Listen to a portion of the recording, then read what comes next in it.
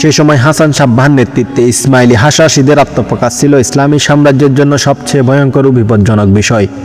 তাদের দুর্গগুলো ইরান ও শামের প্রায় সব জায়গায় ছড়িয়ে ছিটিয়ে ছিল।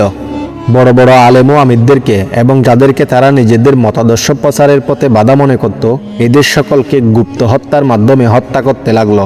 ফলে এই শক্তিশালী দলটিকে প্রতিরোধ করার জন্য প্রায় সময় সেলজুক সেনাবাহিনীকে পাঠানো হতো ও তৎপর কর্মীদের সাহায্যে তারা ইরানের দামেগান, আলমুদ সহ বিভিন্ন অঞ্চলের বিপুল মানুষকে তাদের চিন্তাধারার প্রতি আকৃষ্ট করে তোলে। শামের অঞ্চলগুলোতে ব্যাপকভাবে ছড়িয়ে পড়ছিল এই মতবাদ। এই ভ্রান্ত দলের কর্মকাণ্ড সম্পর্কে নিজামুল মুলক প্রায় সময় সেলজুক শাসকদের সতর্ক করতেন।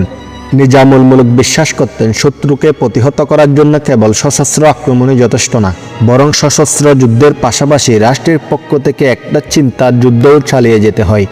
পরবর্তী সময়ে ইসলামী সাম্রাজ্যের বাগদাদ, নিশাপুর, মার্ব, রাই সহ বিভিন্ন অঞ্চলে ব্যাপকভাবে মাদ্রাসায়ে নিজামিয়া প্রতিষ্ঠার মধ্যে এই চিন্তা কার্যকর ছিল। এই শিক্ষা প্রতিষ্ঠানগুলো ছিল সরকারি ইউনিভার্সিটির মতো, যেগুলোর পেছনে রাষ্ট্র বিপুল পরিমাণ সম্পদ বরাদ্দ রাখত। এটা সত্য, নিজামুল মুলুকের মাদ্রাসা প্রতিষ্ঠার পূর্বে ইসলামী বিশ্বে মাদ্রাসা প্রতিষ্ঠার প্রচলন ছিল, কিন্তু শিক্ষাধারা ও ব্যবস্থাপনার ক্ষেত্রে মাদ্রাসায়ে নিজামিয়া নতুন ধরনের তরিকার সূচনা করেছিল।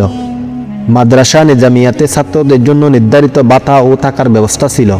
শিক্ষকদের বেতন ও বাসস্থান দেওয়া হতো।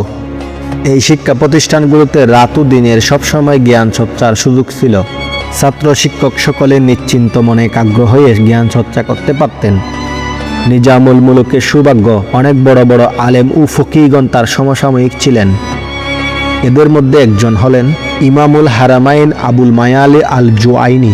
তিনি নিজামুল মুলুকের মতো শাফিঈ ছিলেন। তার সাথে নিজামুল মুলুকের ঘনিষ্ঠ সম্পর্ক ছিল। ইমাম জুআইনি তার রচিত রিসালায়ে নিজামিয়া গ্রন্থটি নিজামুল মুলুককে হাদিয়া দেন। নিজামুল মুলুক ইমাম জুআইনির জন্য খোরাসানের রাজধানী নিশাপুরে নিজামিয়া দ্বারার একটি মাদ্রাসা প্রতিষ্ঠা করেন।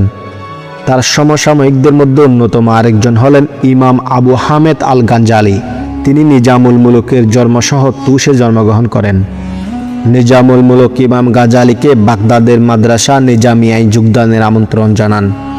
নিশাপুরের মাদ্রাসায়ে নিজামিয়ায় প্রতিদিন ইমামুল হারামাইন জুআইনির দরস শোনার জন্য 300 ছাত্র উপস্থিত হতো। এটা চলছিল দীর্ঘ 30 বছর ধরে। আর বাগদাদের মাদ্রাসায়ে নিজামিয়ায় প্রতিষ্ঠিত হয় 457 সাল থেকে 459 পর্যন্ত এই 2 বছরে। উক্ত মাদ্রাসায় একটি সমৃদ্ধ পাঠাগারও ছিল।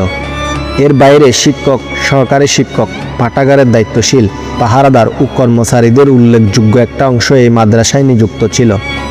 শিক্ষক ও ছাত্রদের জন্য বছরে 15,000 দিনারের মতো ব্যয় হতো। ছাত্র সংখ্যা ছিল 6,000-এর মতো, যারা ভাষা, ব্যাকরণ, সাহিত্যের নানা অনুষঙ্গ, ফিকহ, তাফসির, হাদিস সহ ধর্মীয় শিক্ষার অন্যান্য বিষয়গুলো অধ্যয়ন করত। বুসরা, ইস্পাহান, বলক, হেরাত, মার্ব ও মৌসুলেও নিজামিয়া মাদ্রাসা প্রতিষ্ঠিত হয়। এই প্রতিষ্ঠানগুলোর ছাত্র শিক্ষকদের অধিকাংশই ছিলেন হিজরি 5ম, 6ষ্ঠ ও 7ম শতাব্দীর প্রসিদ্ধ আলেমগণ। এই প্রতিষ্ঠানের ছাত্ররাই পরবর্তীতে ইসলামী বিশ্বের বিভিন্ন জায়গায় ছড়িয়ে পড়ে এবং নানা ধরনের দায়িত্ব নিষ্ঠার সাথে পালন করে। মাদ্রাসায়ে নিজামিয়ার শিক্ষক নির্বাচনের ধরন অনেকটা আজকের আধুনিক ইউনিভার্সিটিগুলোর অধ্যাপক নির্বাচনের মতো ছিল।